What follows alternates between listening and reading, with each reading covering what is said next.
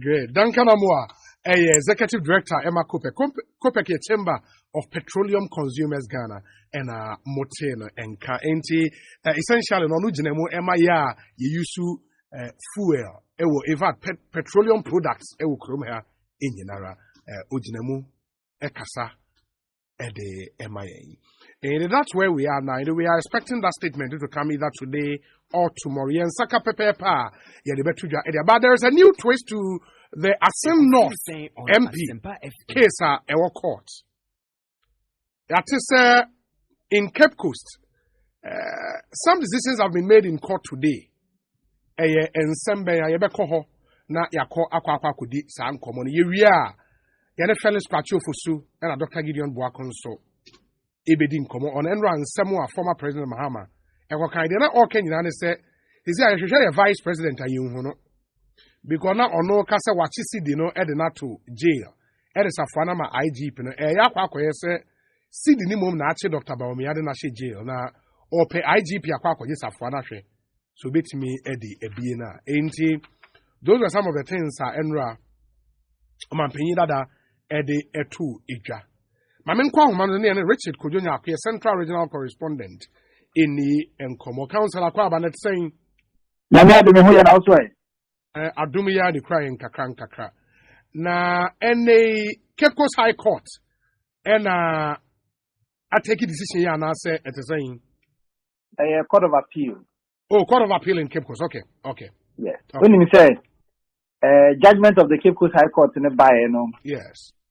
Now Georgia question and send into or the Court of Appeal.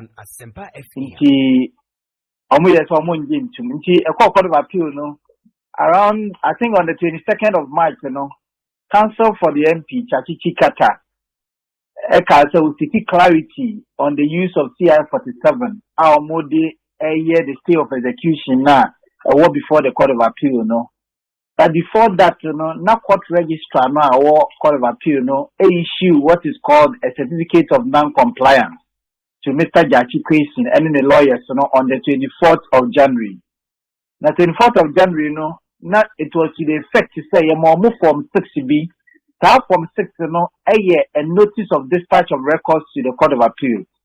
No, and I think, and a friend saying, record ne fi high court near Denny Milano, I think the Court of Appeal. Inti, Sanya Mali Milana, I say, come, a more written submissions, Nan come the Court of Appeal, Nanka judges, and another panel of judges, at National Commercial. Inti, Satan, not MP, within 21 days to file his written submission. Way back in October, Inti, file is how we yes, MP, and file our written submission. Next one file within 21 days. Based on that, anything court register issue a certificate of non-compliance. Nande court to pass it no. Ebe shase na Chachikata, a lawyer for the Assin North MP. FSA, I filed 3 applications. Ba kwa woman to disqualify the presiding judge no Chakunyemuna Odi Asemno. We and a panel the trade and John By no say the process of my finding a dinner about who cry you what abetom winning. Let's just say Omunim Hoshi based on that Omoba Koso not the day's proceedings Omodia transport fair. But I'm not so confirmed once to be by Chimamin but we and a panel of judges no more Court of Appeal I dismiss it case said. Now, more 21 days within which to file or more written submission or 1 year, then they had no basis because among some mobile appeal, or more comply with the court procedures until they just more serious about the process no man that are filing. Until judge, could see the famous Lord Denny say you cannot put something on nothing. Just to be being you are wouldn't even be so. Yeah. Based on that, strike it out the appeal now a year before the Court of Appeal. Now, see, strike it appeal before the Court of Appeal. Yeah, let's just say other motions in the applications and also was striking out and then, stand is here Court of Appeal. Let's just say, the a high court decision take last year it still stands judgment creditor Owura Michael Ankume Nimfa Assin North resident now they do the situation for court to say now onye eligible no contest elections so na say olutimi akọ to execute that particular judgment. Any MPP form edi nkomo and any representative of the petitioner edi nkomo Richard Tekimensa. So they say they bring it here. Appeal be any before the court in Inti. Omo be change normally di omo boot na electoral committee it take omo decision and then no more declare seat in vacant no more after by election. So omo there omo lazy omo boot omo change electoral commission no more after 12. Okay, that is essentially, the appeals court strike out appeal, failure on the part of the lawyers to file or more applications within 21 days grace period. Their submission, written submission. Yes. You need to have your written submissions before the court within 21 days. And the lawyers did not do that? They did not do that. Why? More explanation, they say, did they give any? Well, so there hasn't been any explanation to that effect. In October, no more file is now processed in the In the 24th of January now, court register issues certificate of non-compliance in let's say 3 months at that time let's say file a process file a written submission.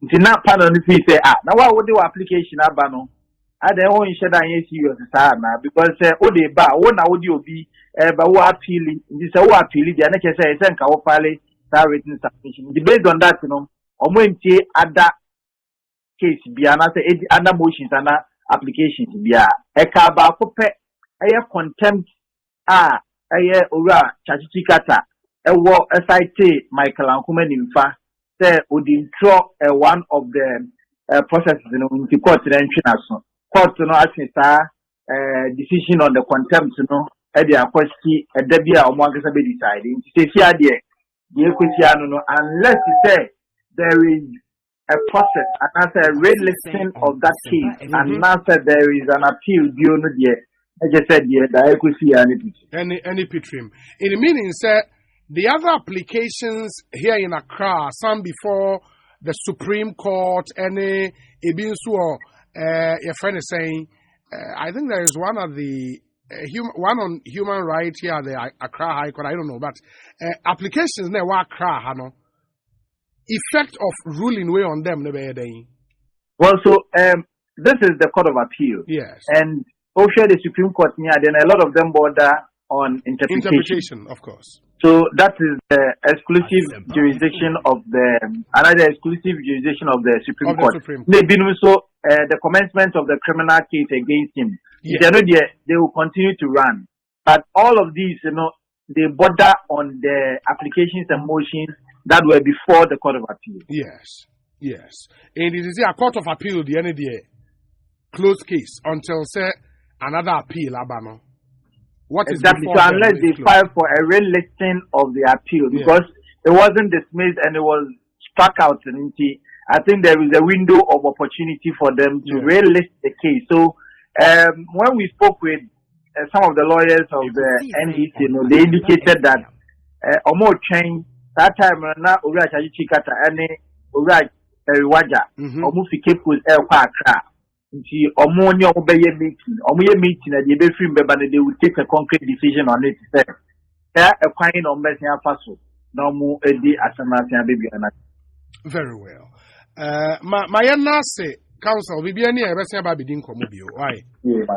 Richard Kojonya Central Regional Correspondent and Amotesi and Kasa and from the Court of Appeal in Cape Coast and Samoa Aquaco PMO Ewoho and the appeal application by the MP for Assin North has been struck out for non-compliance, and that's what it means. They say the earlier decision of the High Court in Cape Coast, still stands and say Oman say and Kwankwa relisted appeal now.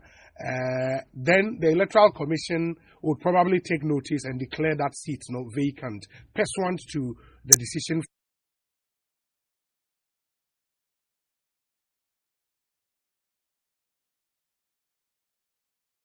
the earlier decision of the High Court in Cape Coast, still stands. And say, Oman say, and Kwankwa realistic appeal now.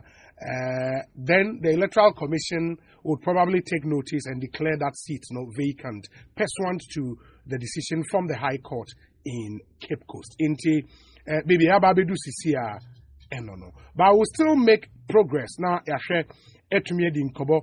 Nipa be remember one comment but this thing about national service personnel, so more